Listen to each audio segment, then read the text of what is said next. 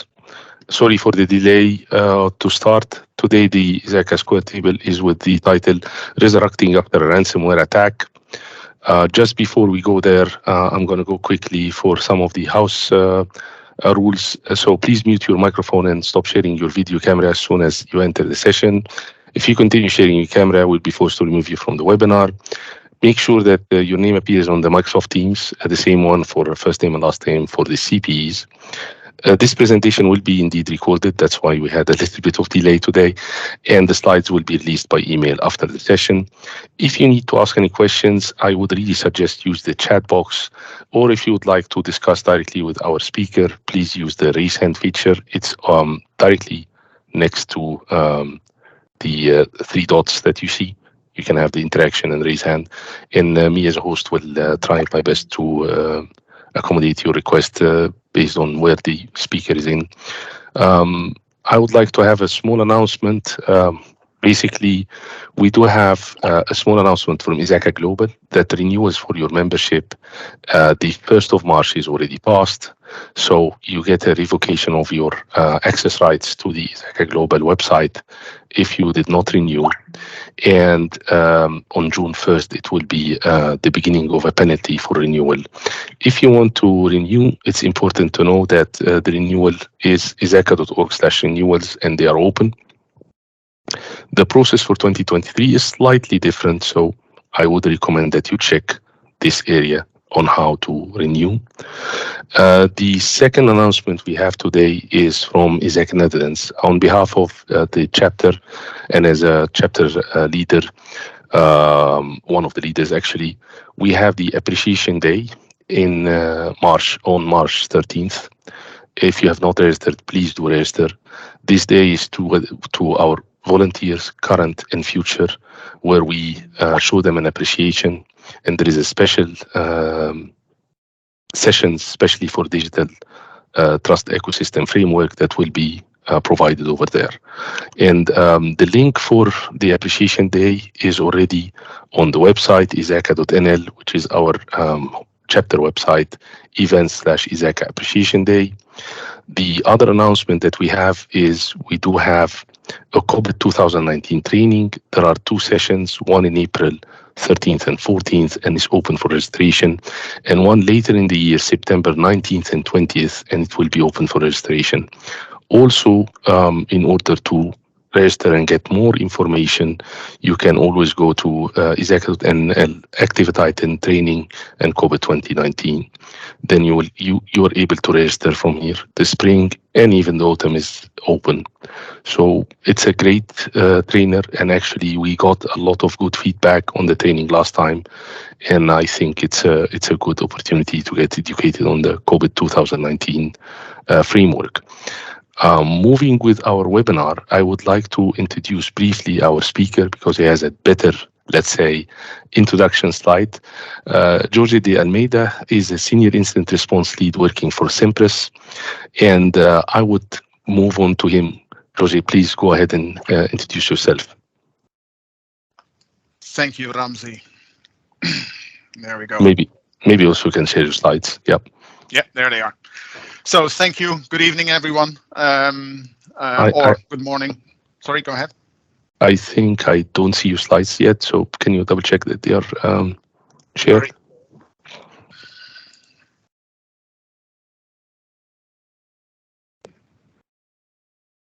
No? Yep. Okay, very good. Thanks. So good evening, everyone. Good morning. Good afternoon, depending on where you're coming from. Yeah, thank you for attending this webinar session hosted by Isaka Netherlands. Today we are going to talk about resurrecting Active Directory after an attack, or an example could be, of course, a ransomware attack. My name is Jorge de Almeida Pinto. I'm Senior Incident Response Lead working for Sempress. Throughout my working career, I've worked with all kinds of identity systems, and I still work with them today, like AD, ADFS, Azure AD Connect, Azure, FIM, MIM, everything. And the whole focus around all those products are about security and recovery around the identity, or of course the identity systems. I've been an MVP since 2006, so this would be my 17th or 18th year, something like that. Moving forward, introducing Semperis a little bit. Semperis is a company in the cybersecurity area providing products and services before the attack, during the attack, and also after the attack. So today I would like to talk to you or discuss with you the things that you can do to secure and protect your AD. Also, why you need to have a disaster recovery plan for your AD, what options exist to create or have such a plan, and of course also the interesting part that people always want to hear about is a real life AD incident recovery scenario, and then at the end some takeaways that you can use for your own benefit, of course.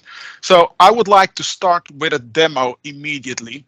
And this demo is not about a product demonstration, but it's basically around the message that I have that you will see. And let's have a look at this. If not mistaken, you see on the left here, these systems, all these systems are Windows standalone servers that I'm going to use to recover AD onto. So we have 3 domains and 3 domain controllers per AD domain and even an RDC. And at the end of the presentation, while I'm presenting, the recovery is occurring. And yeah, at the end of the presentation, AD should be back again. So let's start and let's see, you should see the first systems rebooting automatically. Let's see which one is going to reboot automatically. Well, let's not waste time on that. It will happen, I know. So let's continue. Okay.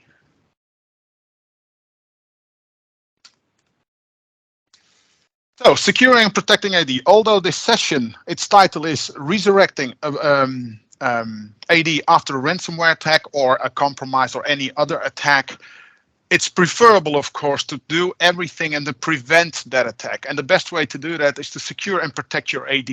And there are the things that you can do at a high level is to look for indicators of exposure.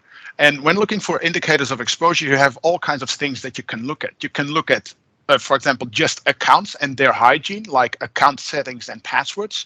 But you should also look at security-related configurations in Active Directory that are throughout the Active Directory that basically, let's say, makes the behavior of AD around authentication, authorization, if things are allowed, not allowed, supported, not supported, etc. But also, even more important, are invisible attack paths. Those are paths within Active Directory that are just there, but for you, for me, and many other people, well, let's say everybody, it's not just visible. And those attack paths are basically relationships between objects. In this case, it's relationships between objects in the broadest sense of the word that you need tooling for to see which of those paths exist, to understand, okay, these paths exist and I need to get rid of them to prevent any attack against my tier 0 objects. Think about your domain controllers or domain admins, etc. On the other side, you also need to have a look at indicators of compromise. Indicators that tell you, hey, somebody has done something bad against your AD. One of the, let's say, the common ones, and it's really, really powerful and also dangerous, is the so-called DC shadow attack. DC shadow attack, as an example, somebody, let's call it the attacker, introduces a change into AD by simulating a domain controller. The change enters your AD, and you have no clue who did it, because there is no identity behind it. It was just a bogus domain controller that was introduced to make a change in your AD. And then, of course, you also have Kerberos roastings, where service tickets are being cracked to get the passwords and then misuse those identities. And of course, there are many, many more. How can you, and of course, what I like to say always is to, when trying to secure an environment, try and look at your environment, in this case your Active Directory, as an attacker, not as a defender, but as an attacker, to understand, okay, what are all the things that could be misused to attack my AD, or in this case your AD. How can you perform those security assessments yourself, or have somebody else do that for you? Those, of course, by using threat detection and response tools. Which tools can you use? Well, there are many. I've got a few of them that I will highlight to you. And the easy one to do is you can do it yourself. Many years ago, today about around 4, if you look at the dates, I created a script that was focusing only on account hygiene. And with this script that I had written, it went through every single account and it checked that it checked its settings for all kinds of weak encryptions, or for example, password not expires or not required, but also if a password was compromised. I would check the password hash against the have I been pawned database, of course, in this case, an offline version. But I would also check if the password was reused. And then, of course, I'm not interested in the password itself, but I was interested in knowing, okay, how many people are using, for example, are grouped as together by using a specific password, and with that information, we would be able to take all kinds of actions to have people change their password or have a better account hygiene. Other tools on the market are, for example, Purple Knight. Purple Knight also goes deep into account security, but also infrastructural security, and it works throughout the whole forest. It can work per forest, and it can provide you IOEs, but also IOCs. Like, for example, on the upper right, you can see it's found in my environment, this case, that somebody did the DC shadow attack. And of course, you can also see, hey, this was the computer account that was used or misused in this case to perform that attack against your environment. Another tool that we also have is ForestRoot. ForestRoot is a tool that can be used to collect data from your Active Directory, and then using a graph database, it presents you the information by looking at your tier 0 objects and then going to the outside. So from this perspective, as you can see in bold, from the inside out, we look at the objects that are tier 0. So first we define the tier 0 objects, and then anything that's not a tier 0 object needs to be cleaned or removed or dealt with in some way to prevent it cannot be misused to attack your tier 0 objects. Yeah, can I ask a small question? Sure, I think are these tools available for free, right? Most of these tools are available for free. Yes, Purple Knight is available for free. You can go to the website and download it. The same applies for ForestRoot, and of course this one also. Well, all the tools except for the script that I wrote myself, that's not available. But everything else that is available. So yes, that's true. Good question. Thank you. I forgot to mention that. And then Bloodhound is basically something similar to, at least that's how I like to explain it, to ForestRoot. But there's a different approach. This one is from the outside in. And as you can see, from all possible attack paths, you can see, okay, how do I get to my crown jewels? And although not really visible, but if you look at this account over here on the far left, this is how I found out that this account was able to become a domain admin if you follow the red path. So an account that is basically unprivileged through all kinds of relationships with all kinds of other objects and even having multiple paths, it was able to become a domain admin in the end. These are things that could be in your AD and that you may not be aware of. So using ForestRoot, Purple Knight, and all these tools are really important to make sure that you prevent an attack, and you have to do a forced recovery. So continue to the next one. Another one is similar to Purple Knight, which is Pink Castle. From what I know about Pink Castle, it's domain-based, not necessarily forest-based, and there's a free version if you want to use it for yourself. If you want to use it for example, as a consultancy company for customers, then I think you have to pay for it and you need to get a license. Oh, it's even at the top of the text where it's not allowed to use for commercial purposes. Another one that also gives you additional information on where things can be wrong is a tool like Certified that goes deeper into your certificate authority, but also your certificate templates to see what are things that are really, really wrong. Think about permissions that are being set incorrectly. Think about the certificate templates being configured incorrectly so that they can be misused for all kinds of purposes that they were not designed for. When we do, for example, a security assessment, for whatever reason, certificate templates are, I can almost say that they're almost always on the list of things to pay attention for. It's probably something that can be done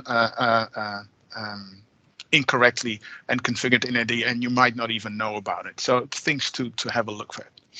Another one, and this is the last tool that I'm going to talk about, is Grouper. Grouper is a tool that's, again, also free, that's available, that goes deeper into your GPOs by telling you how your GPOs in terms of policies, but also scripts that are being executed with, for example, unsecure permissions or not are hosted on domain controllers, but they are, for example, targeting domain controllers, all kinds of things that it shows you additional information. So from experience, I can say that today there's not a single tool that will give you all the information. It is a collection of tools that give you, let's say, a huge amount of information, and then after performing the analysis, you have to go through that information to understand, okay, this is what we need to do. And again, from experience, when you get that valuable data, the first thing you will think is, where do I even start? Because it's so much. Well, it is an easy one. Start with the quick wins and the high critical stuff, and then just start. As soon as you start, it will become easier because the workload becomes less and less while you are working on it.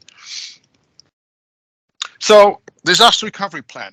At this point in time, you're still not attacked or being attacked, but still important to have a disaster recovery plan. And why is that so important? Well, there are many reasons, and for many companies may have all kinds of reasons, but at the core of the whole thing is today, well, many years ago, since AD has been available, and even today, and especially today, AD is the core identity system still in use by many companies. And although Microsoft is making the move, or at least trying to make the move for companies to make the move to Azure using Microsoft Azure AD, AD is still being used because the migration or the move from AD to Azure AD, it's not done overnight. It for especially for the large companies or the large customers, it will take many years to complete. So my assumption is that AD will still be around for many years to come, and until while your AD is still being used, it needs to be protected, because if you don't protect it, by misusing your AD, you might get, or at least not you, but the attacker might get a foothold of all kinds of other systems, because the relationships or the authentication mechanisms in between, or even the synchronization mechanisms in between AD, Azure AD, and all kinds of other systems. So this is why it's so important to protect your AD. It's your core identity system, most likely. So from a business reasoning, regulations, business continuity. Specific companies in the Netherlands, think about banks, healthcare, and utilities. They must have a disaster recovery plan that is part of their business continuity plan. So not having one is not, probably from a regulations perspective, not even allowed. So they must have one. And it must be a tested plan to make sure it works when you actually need it. Unfortunately, I have seen it happen where, in this case, this was not even an attack, where a customer that I was helping, because they're, to give a little bit of a highlight, all the domain controllers was a small environment, but at least all their domain controllers, they had a corrupt database. So we had to perform a forced recovery, and when they needed to perform a forced recovery, the recovery of the domain controllers was not working. It's a shame, because if things were tested, they probably would have known upfront, hey, something is broken, we need to fix this, or we need to do that, because when you actually need it, it must work. It really must work. So complexity. Many companies look at Active Directory as a bunch of systems, and those systems, we call them domain controllers. And they think, oh, well, if we just back up all those domain controllers and we recover all those domain controllers, then we're good to go. Well, there's a problem there, because automation and of the backups is, well, it's easy. It's you schedule the backups, and then the systems create the backups, and you're done. And then the next day it happens again and again and again. But let's say that tomorrow your Active Directory is attacked, ransomware attacked, or for whatever reason you need to perform a forced recovery. And a forced recovery, it's not about just restoring one domain controller or 10 domain controllers or 20 or 100. You also need to recover the service itself, especially also in a distributed environment. You need to be able to recover those things. So while backups are most of the time automated, think about automation of recovering all those domain controllers in your distributed environment. If, for example, you are working for a company that have outsourced their management, the management of their AD to some outsourcing partner, please make sure to understand if that outsourcing partner has the means, the tools, the knowledge to recover your AD when it's really needed. And as you can see it on screen, it may look simple, but in practice, it's really difficult, especially if it's not written down, because it's not just a technical process. There are many other things you also need to take into account. Risk management. Many years ago, when I wrote my first disaster recovery plan was somewhere in 2002, 2003, almost 20 years ago. The going down of AD was very, very unlikely. And then I was talking about all kinds of things that could happen.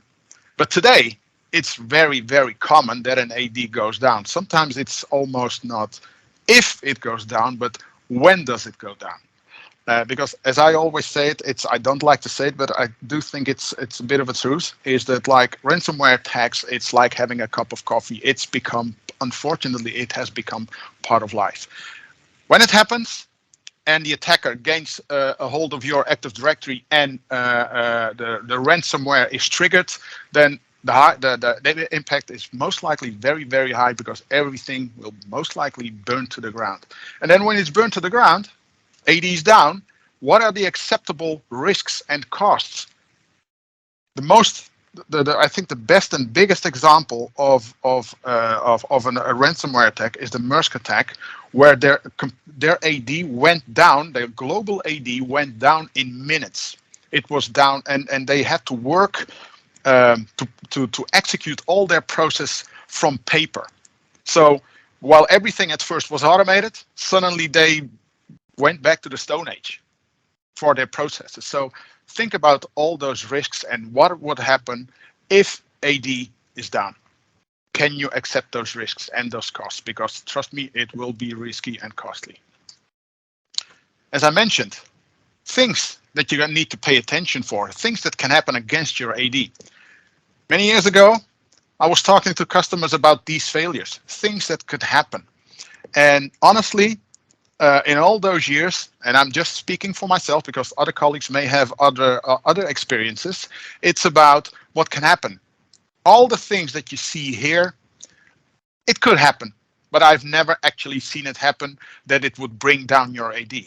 But today, we need to pay attention to these things: malware, identity compromise, or even worse, ransomware attacks. It is often a common thing that just occurs. We see it every single day, or in the news, or from experience while we are helping customers to get back on their feet again, that their AD is totally burned down to the ground. And if unlucky, they are not prepared because all kinds of reasons. And believe it or not, today is March. About 2 months ago, I helped a company work to recover their AD, because, as I mentioned earlier, their database of all the domain controllers was corrupt. And because it was corrupt, well, just installing a new domain controller didn't help, because the whole replication thing didn't work. So the only way was to go back in time, perform a forced recovery, and then from there, from that backup that was taken, work again. Now, to give you an idea of how far back did they have to go in time, because the database was corrupt, the backups that they were taking also contained the corrupt database. So with that in mind, it's not like, oh, let's just restore the backup of yesterday. No, because that still has a corrupt database. And after investigation, between the moment of the backup that we could use and the moment of the cutover, So with the database corruption, I meant AD was still up and running, but it was really in a bad shape. We had to switch the bad AD with the restored AD. So the moment between backup and the cutover moment was 2 months. So they had to go back 2 months in time to be able to perform a forced recovery, because that was the backup that contained a healthy database. It is really unlikely, but again, it can happen. What are the options for a disaster recovery plan? Well, let's say that I distinguish 3 options. Over here is the manual disaster recovery plan, a customized disaster recovery plan, and also customized but fully automated. The middle one is customized but semi-automated. Let's say most likely you do it yourself by using scripting and all kinds of tools that perform the recovery in, let's say, in some semi-automated way. And manual things, the Microsoft default, is basically a link to the Microsoft web page. And unfortunately, I've seen many customers mention, well, our disaster recovery plan is what is on the Microsoft web page. Well, not to be rude, but trust me, that is not a disaster recovery plan, because it's really too complex to say. It's too easy to say that is your disaster recovery plan, because the whole thing is complex, and there are you need to have a plan that is specific for your AD, specific for your environment. So looking at the options here, going from left to the right, if you use the Microsoft option, which is just the documentation on the internet, there are many things. So there's a lot of things to read. You need to understand what you need to do and when, in terms of the technology that you need to restore. You also need to determine the sequence of things when they need to happen. And as I mentioned already earlier, the backup is automated, because you can schedule whatever solution that you have. Let's say that you would be able to use Windows Server backup and then use that, and that's schedulable. But when you look at the restore, well, that's you and your colleagues restoring the individual domain controllers. And then when you look at it from a service perspective, again, there's nothing. You need to do all those steps yourself.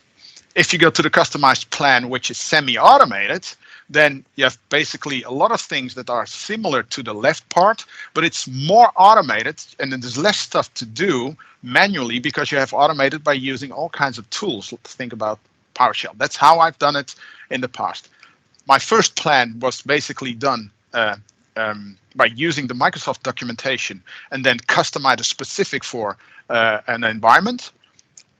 I've also done this using a disaster recovery plan by having a PowerShell, but okay, we are a company that sells a solution that allows you to perform an automated disaster recovery, and it's not because or because we sell such a solution, but it's because it's automation of the recovery itself. Think about it. While I'm discussing the presentation with you, in the background, AD is being recovered, so I don't have to worry about it. And I hope, if my whole demo environment doesn't break down, because there are too many VMs running now, at the end I should have a restored AD and that's working. The automation, it performs backups automatable.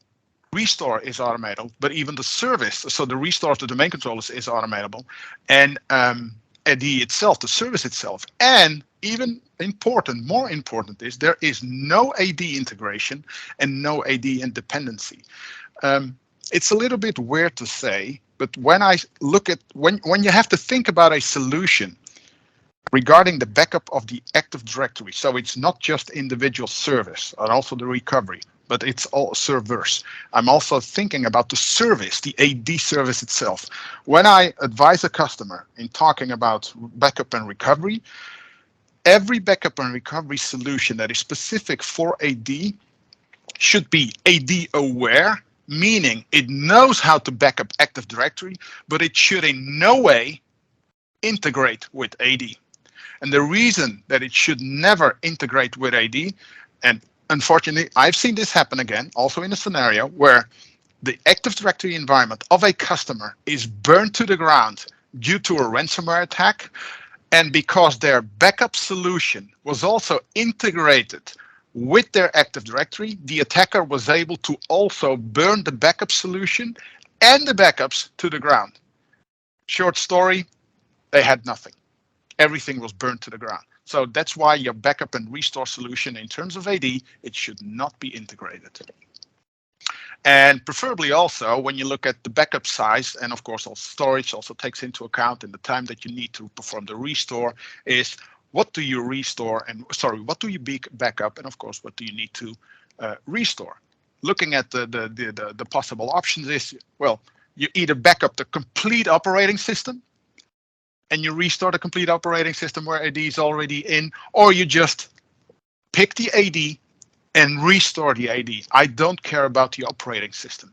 The important difference in that is if the operating system itself contains malware, if you only back up AD and you only restore AD, you leave the malware on the original machines behind it. You would be able to perform the restore on fresh and clean installed machines. Very big, important difference. Looking at the solutions, the default one and the semi-automated one, at least that's my experience, is that when you perform a restore of AD, they're focused on restoring an initial domain controller, the initial writable domain controller of every single domain within your forest. Because let's have a look at this per forest. What needs to be done when you perform a forest recovery? Well, if you do it manually or semi-automated, most of the times what you do is restore an initial domain controller and then start cloning domain controllers using the official way and then redeploy additional domain controllers. Preferably, if you have an automated solution, that automated solution would be able to restore all the domain controllers in an automated manner. And how many domain controllers you have, it doesn't really matter. As long as you have the machines to perform the recovery too, that's what you'll be able to do. And then if you look at the skills and the complexity, well, from the left to the right, the complexity on the left is really big, and it moves to the right and the complexity is lowered. Why? Because the whole complexity is put in the tool itself. You don't have to worry about the complexity because that's the tool taking care of things. And in addition, about the technology itself, and these are just a few of the things you need to think of because all the things are really important. When you look at the plans, the code, the tools, everything that you need to perform a forest recovery, think about where have you stored those documents? Where have you stored the code or the tools? If you have stored those systems in SharePoint Online or anything else that is integrated with Azure AD, or even AD itself, think about it. If AD is down and your document system is dependent on AD and you need your disaster recovery plan because your AD is down, there's no way you will be able to get into your document system because it has a dependency on AD. So your plan, your code, your tools, or anything else that is related to your recovery must be stored in a location that you are able to access when AD or ADFS or Azure AD, it really depends on your identity system, on how things are set up. You must be able to access that documentation. Also important is the credentials that you need to perform the recovery. And let's use the example of the customer that I helped that had to go back 2 months in time. One of the best practices is to, for example, change the password of the default domain administrator, let's say every 6 months. Imagine that I changed the password last week. Today I have password X and password Z, and last week it was Y. And I know today it's password Z, but let's say that I restore the backup that has password Y. I perform the restore, and if I want to log on with the default domain administrator account, I still need to know the password. So my recommendation is, if you have a password vaulting solution that stores the credentials of those powerful accounts, even the break glass accounts in your AD or even your Azure AD, make sure to have a history of the passwords, because you might need them. especially with AD, because of course, obviously Azure AD is not going back in time, but AD it is. And important also is you need to have a plan. The plan needs to be tested, and preferably at least once a year. Why? Because you need to be sure that any dependency on AD does not triple you down because you can't do your work anymore because of authentication or authorization.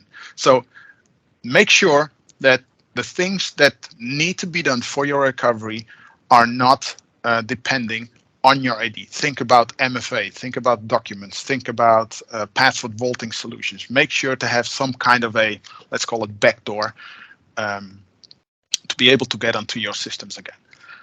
And then the impact of recovery on Sync and Azure AD.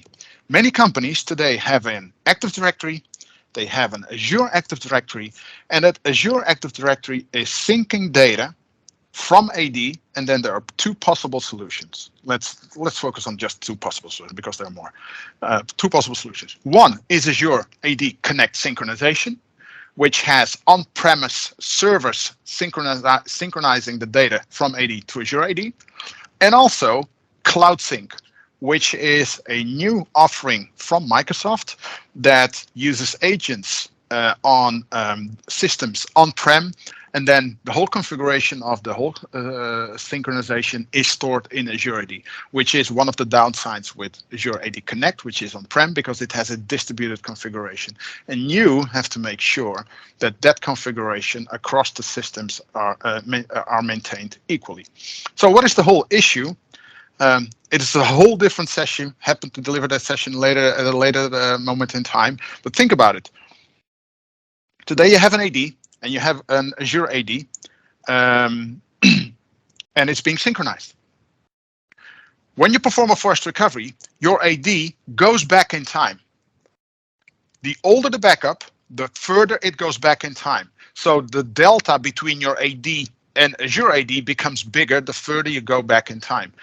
If you just reconnect your AD with your Azure AD and allow Azure AD Connect Sync or Cloud Sync to synchronize, then you might get into the scenario where objects that first didn't exist, but they did exist in the backup, are being synchronized again. Well, okay, you can call that a security incident, but turn it the other way around, is that objects might, because they don't exist in your AD, because their objects were created after the backup, suddenly are deleted from your Azure AD. If it's a user, then okay, you might be lucky because the Azure AD has a recycle bin from for users. But if those are groups that you synchronize from AD to Azure AD, as soon as those are deleted in Azure, those are gone. And the only way to restore those between brackets is to basically recreate them. What I'm trying to say is, when you perform a forced recovery, one of the things you should do immediately is, if Azure AD Connect or Cloud Sync, doesn't really matter which one, is to stop the synchronization and only allow the synchronization to occur after everything that was in AD is fixed again to allow a correct synchronization. Otherwise, you will have issues in your Azure AD. You go from one scenario to the other bad scenario, which impacts your user population. And the last one is the impact of recovery authentication method. If you look at authentication method in terms of Azure AD, there are three options. Using a federated, like ADFS, Ping Federate, and other federated systems, pass-through authentication, or password hash synchronization. Well, to cut a very long story short, if you have federation, please make sure that you have password hash synchronization in the background as your backup authentication mechanism. Why? If your AD or ADFS goes down, the only thing that you need to do is you convert your domain in your AD, and you would be able to authenticate against your Azure AD natively, because Azure AD knows about the passwords.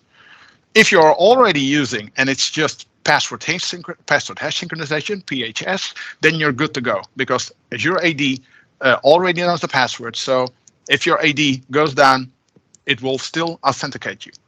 Now, looking at pass-through authentication, PTA, if your AD goes down, well, there is no password synchronization by default. You can enable that in addition, but it's a little bit contradictory because pass-through authentication is, I call it let's say a mini ADFS, which is built by Microsoft as an agent to perform authentication against AD, because companies make the choice of using pass-through authentication because they don't want to have passwords in Azure AD. They don't trust Azure AD in terms of passwords, which is okay. But those decisions are often made just, for example, for that reason. Nobody thinks about what if AD is down? If AD is down and Azure AD does not, and you are using pass-through authentication, and you are not, and because you have not synchronized your passwords to Azure AD, well, tough luck. But then your Azure AD won't be accessible by either you or your servers, and hopefully you have a break glass account to still do at least anything in your Azure AD, but it will impact your user population immediately and everything that is connected in your Azure AD. So my recommendation is make sure that at all times you use password hash synchronization. If you are using pass-through authentication, my, let's call it blunt suggestion is please get rid of it and start using password hash synchronization, because this is what will most likely help you when your AD is down, and then your user population can still use services or any service connected to Azure AD and authenticate while your AD is being recovered. And of course, there are many other things that you need to take into account, of course. Oh, let's have a look at a real disaster recovery scenario. Diagrams only in this case. Let's see how the recovery is going. Oh, it's almost there. Okay. This was a scenario where a customer called us because they had malicious activity in their AD. They called us and we had a discussion. Okay, what is going on here? And let's try to determine it. To our surprise, their AD was still up and running. And okay, most of the times when we are called, the AD is already burned to the ground. And then we try to help the customer to get their back on their feet again. But this one was, let's say, not yet burned to the ground. It was still up and running. So the first thing we did to make sure is to create a backup using our solution. And also, although at that point in time, we did not know if the restore in the isolated environment was even needed or not, we performed the recovery immediately in the isolated environment, basically to just be a few steps ahead if really needed. Because at this point in time, we had made the decision, well, let's continue, but before making the final decision in continue, using the production environment, let's perform a vulnerability analysis and see if we can make a decision to, can we continue with this or not? We performed all the scanning using the several tools, and at some point, these are the tools that we used: the Purple Knight, Certify, and Bloodhound. And then after the scanning, we found a few things. And as I mentioned before, certificate templates, for whatever reason, always appear as indicators of exposure. And in this case, all the computers in the domain were allowed to change the certificate templates as they would see fit, which would allow anyone owning such a computer to being misused and then authenticate as any user. Another one, and this was also found by performing an attack path analysis. This one really, we had our eyes wide open because, whoa, this is really tricky. So think about it. Somebody wanted to have a help desk account that was able to reset the password of all kinds of users. Sounds logical. But the thing that we found was that the everyone security principle, the security principle that exists in AD, had the permission to reset the password of that help desk account. So in summary, this would mean that basically everyone was allowed to reset the password of everyone. These are the things that we find in an Active Directory after performing a security assessment. In this case, it was after during an incident response. But these are the things that will break you. At the beginning, when we talked to the customer, we thought there was one attacker. one attacker in the environment. And that's why we thought, well, we can clean this environment and continue to use this environment in production after having it cleaned while it is in production. Of course, there's a risk because those domain controllers might have malware. There's always a risk if you keep the current production environment. The EDR team at some point in time told us, well, guys, it's not one attacker, it's 4 attackers in the AD doing the bad things. And that's why we made the decision, okay, there is no point in continuing with the production AD. We need to go to the restored AD. So, of course, we didn't shut down the environment because, yeah, that would, of course, impact the users immediately. But we started the cleaning and the configuring and the fixing and everything that we could find based on the analysis of the data that we got. We cleaned the AD after the restore. We cleaned out, let's say these are the default things that we always do, is all privileged groups, think about account operators, server operators, and all the, let's call it the legacy groups, those are cleaned. We create a simple tiering model. Admin accounts, all of them disabled. Permissions, everything removed, and we recreate new admin accounts so that we know 100% sure these accounts have just been created. Limited people are being added to the privileged groups to be able to perform any kind of administration needed, etc., etc. OU permissions were changed as needed. GPOs were adapted as needed. And one of the things that I forgot to mention at the beginning, because we are now working in parallel with 2 ADs, we have on the upper part the production AD and on the lower part the restored AD. One of the things that can happen while this is going on is that member servers, workstations, and basically anything with a password, during the moment that the production AD, the broken AD, is still up and running, they will change the password. And as soon as we have the restored AD going back to production, we have all kinds of mismatches, and that's when things start to break. So what did we do at the beginning, right in both the restored AD and in the production AD, we told the computers to stop changing the password. And regarding password policies for users, we gave the users an additional 90 days to prevent any password change as much as possible for both computers and users. Of course, after the whole incident response case, we would undo those changes. It's just to mitigate the huge amount of work that can come out of it. So after the hardening of this whole environment, okay, forgot about this slide, sorry.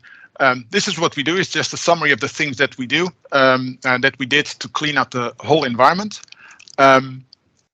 We continued with the hardening, and then there was the moment of the cutover. And the moment of the cutover, well, that's the part where we had to make the decision, well, dear customer, this is the moment where we are going to shut down your production AD and make sure it doesn't come back up and running again. So we shut it down. The restored AD was moved back into production, which was, of course, clean and secured. We brought it up again. Of course, we had to change IP addresses of the domain controllers and DNS because they were using AD integrated DNS. All the domain controllers came up. Some of the Windows servers and maybe and even other non-Windows servers that were talking to AD happily continued to work with AD because we told those systems don't change the password, so there was no difference. And some of them we had to restart to make sure that the secure channel was rebuilt with the new domain controllers. It really depends on the scenario. And yeah, that was basically it. So at the end, we had a recovered AD in production, and everything was working as it should with, let's say, the minimal impact. This was an environment where there was no recovery plan. Regarding recovery tooling, I think they also didn't have a recovery tool that we used. We gave them our own for a few weeks, and we recovered the AD. And at the end of the day, they happily they lived, and this is how it felt like, at least for us, because we were, as the picture shows, changing the tires while the car was driving. And it's a reference about having a production AD up and running with a restored AD on the side, fixing that, and then at some point in time, shutting it down and then putting it back into the production. At the end, they survived. This customer was unbelievably happy that everything, of course, forced recovery and the downtime of the things, it's a bad thing, but at the end of the day, they survived, and that's the most important thing that happened, at least for them. And we were happy. For me, I worked on this scenario, and this was the really most rewarding part, that we were able to kick out the attacker and help the customer get it back up and running again. Takeaways. I cannot emphasize this so often. Please invest in proactively securing your environment. Make sure to not just focus on one system, but focus on your on-prem AD, but also on your Azure AD and everything else that is part of your tier 0. Assess the security posture and make sure that a security posture is monitored in real time. Check for any changes that occur and react immediately on those changes. Of course, I'm talking about the important changes. And then also preventive and detective. If anything bad happens in terms of changes, make sure that you're able to undo those changes as soon as possible. And then in terms of guidance, corporate guidance, have a look at those different frameworks that they are, so that you understand what the bad things are that exist and what you can do about it, and also in terms of risk and priority.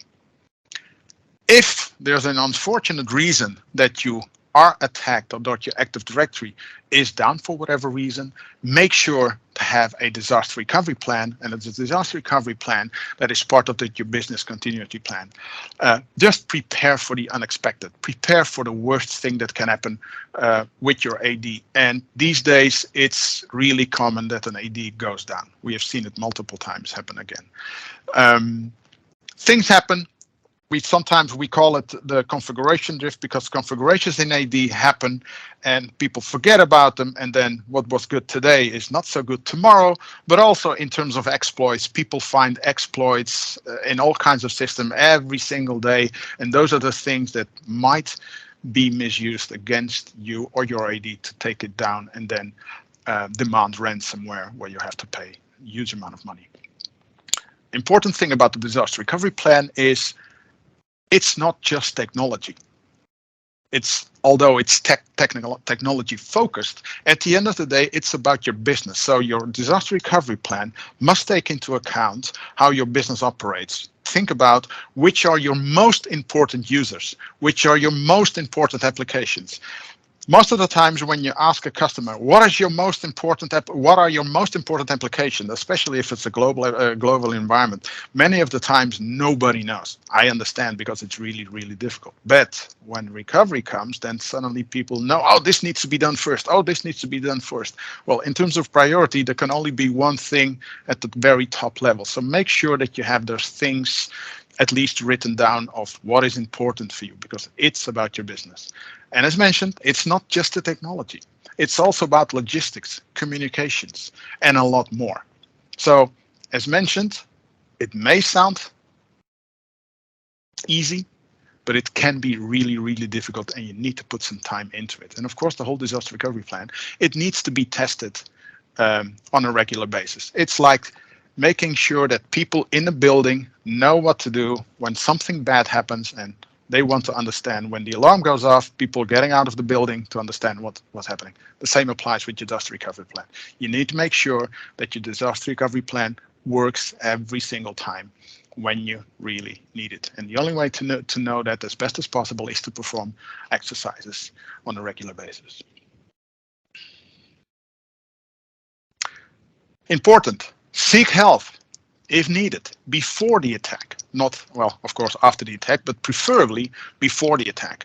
Automate as much as possible, because AD recovery is really a lot more than just restoring a single or multiple domain controllers.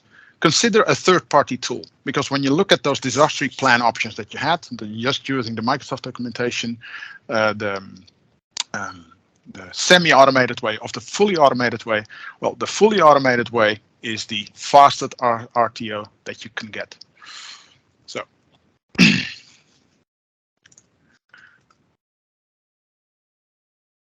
Let's check. Okay. And of course, your disaster recovery plan needs to be needs to have a quality assurance check, not just by checking it, but also from a security perspective. You need to check if everything is done on a secure basis, in a secure manner. Let's have a look if my AD has been restored correctly or not. The demo gods are with me or not. Let's have a look. Ah. Well, there it is.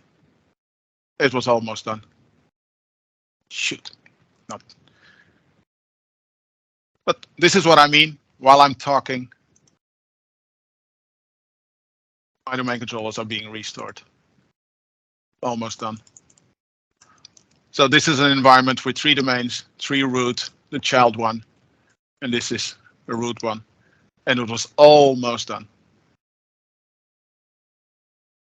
Let's go back.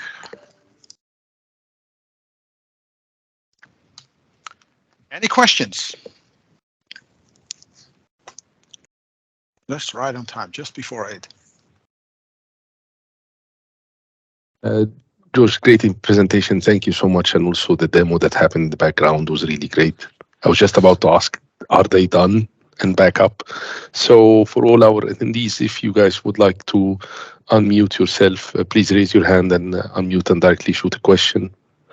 If not, I have a quick couple of questions. I took the liberty to share the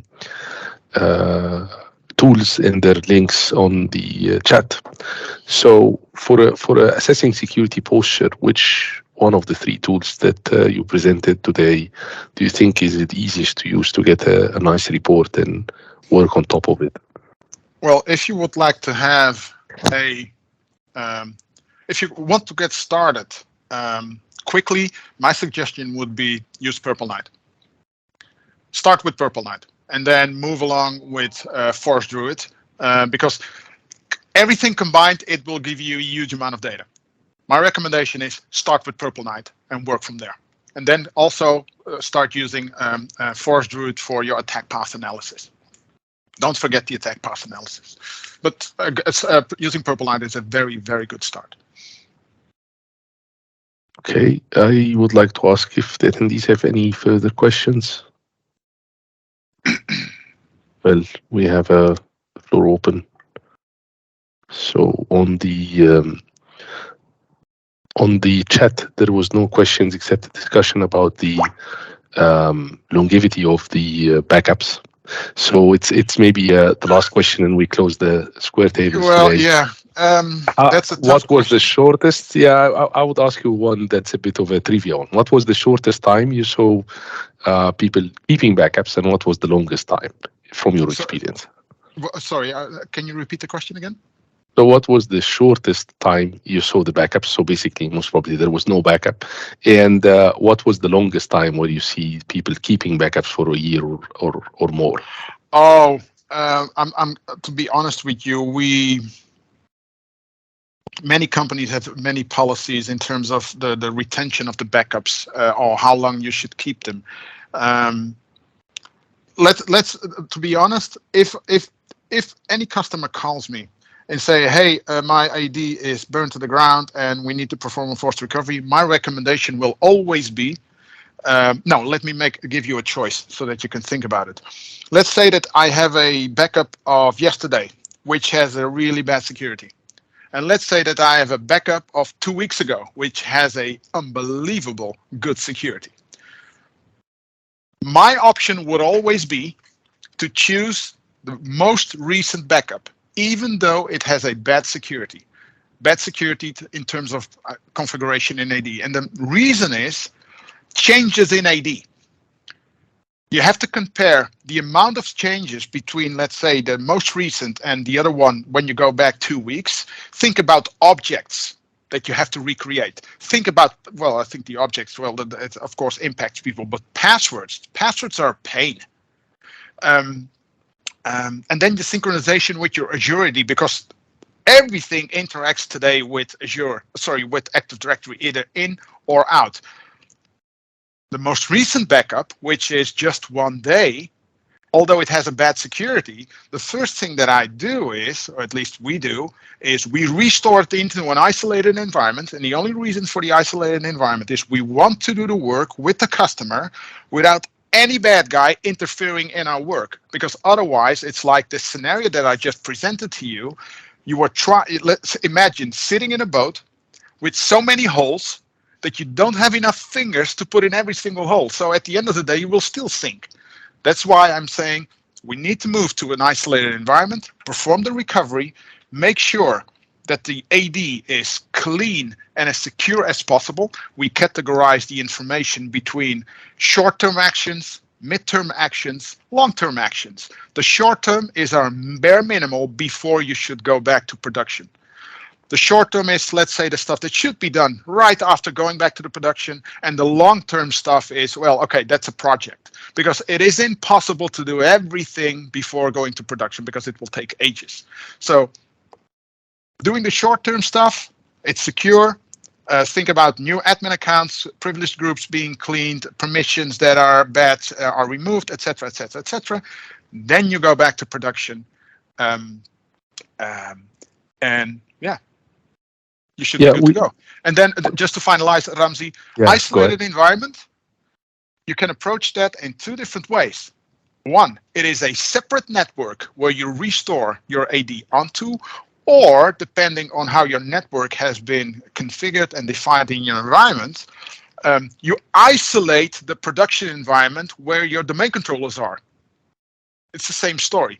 The latter is, I think, a better option, because if you're using firewalls, you would be able to, let's say, in a phased manner, allowing application and users talking to your AD again on a phased basis. Why? Because if you allow everyone talk to your AD again and you don't have enough domain controllers, it might be overwhelmed with all kinds of traffic. So just to finish that conversation.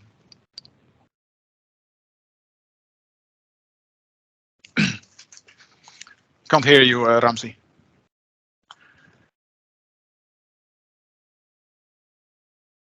Don't know if you can hear me, Ramzi, but I can't hear you. Nope.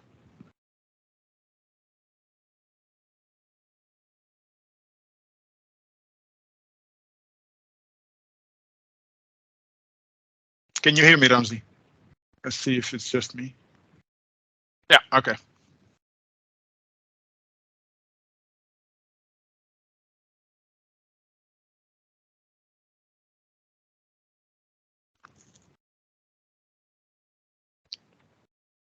It looks like you're on mute. Oh, yeah, he's on mute.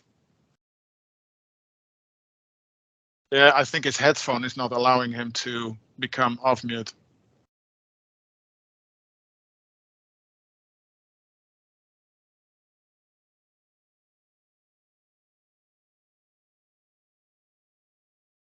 And it looks like his connection just died. Well, are there any other questions? Please speak up if you have questions. Hi, Jorge. Thanks for the presentation. Good one to see. I had a question about a 2FA solution. How does it differ in the DR disaster recovery scheme? So if you log in and password are common now, but if we have a 2FA solution to log in, where does the DR scheme differ then? Or scenario? I'm trying to understand your question. You mean if you on a normal basis use 2FA to authenticate against your AD? Is that what you're saying? In a normal case, under normal circumstances. That's what I'm saying. Correct. Under normal circumstances, you should be authenticating against your AD using a multi-factor authentication. Then during a recovery, well, either during that recovery, that is also possible, or there is some backdoor that it's still allowed to do so without multi-factor authentication. Mm-hmm. One of the things that, when thinking about recovery, there are many ways to skin a cat. We all know that. One of the things that many people may not be aware of is that there's one important account in AD that is allowed to do many things that other accounts are not allowed to do. And this one is the default domain administrator account in any AD domain. That default domain administrator account can log on at any point in time while other accounts are not. Think about, let's say, if a global catalog is not available, other accounts are not allowed to authenticate because the global catalog is not available, but this account is. This account can even be protected in such a way that you can disable it and still use it when you need it. So you either disable it through group policy, or you just disabled it by using any other admin account. And when you need it, well, of course, you can't use the account if it's still disabled, but the thing you can do is reboot your domain controller. And of course, in this case would be the restore domain controller. Reboot the domain controller into the, not the disaster recovery mode, but to the, what's the name, the safe mode with networking. And when that happens, the account is automatically enabled, and that allows you to log on. At that point in time, I do assume that that account is not affected. Can you guys hear me now? Sorry, yes, I had a crash of my laptop. Yeah, I would like to say that after this question, if we can close because of the timing, we passed our time for a bit. Okay. So I'll leave you to finish the answer. And everyone, thank you so much for attending today. And you're most welcome, I think, to reach out to George over the links here and have your questions answered afterwards. And to complete the answer is... yep, go ahead, please. I do assume that this account is not affected by whatever MFA solution that you're using, because it is those dependencies that basically can hurt you during or after recovery, because you need to log on to clean up the environment or fix the environment and secure the environment. And to log on, what I'm trying to do is then we log on directly onto the domain controllers to perform all the actions in AD over there. It's not that we are using workstations or servers or whatever. So that might be the difference. But the key message is be very careful with dependencies. Because if you have a dependency that prevents you from recovery, or if you have a dependency that prevents you from accessing whatever machine in an isolated environment, because there is some dependency, then it will hurt you and you might need to take all kinds of hurdles to get around it. And then you will lose time, of course. Okay, thanks for the answer. You're welcome. Great. Thank you all and have a great evening. I think that concludes our session today. And thank you, George, for a great talk. Thanks, You're welcome. Thank you, guys. Thanks. Have a good evening, everyone. Bye-bye. Have a great evening. Bye-bye.